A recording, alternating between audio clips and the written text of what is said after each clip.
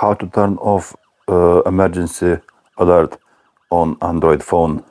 That emergency alert which is coming from UK government on 7th of September at 3 p.m.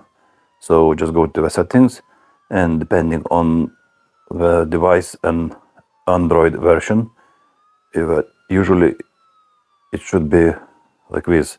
You can just type here on the search bar emergency, just type emergency, and it will come up with options. So it will be either emergency alerts or wireless emergency alerts. So in my case it's wireless emergency alert. Press on that one and press one again, yeah, and that's it. Well, my one is off already, but usually it will be on if you haven't done anything, but you just toggle off, and that's it. This is how you get rid of that silly nonsense. Simple.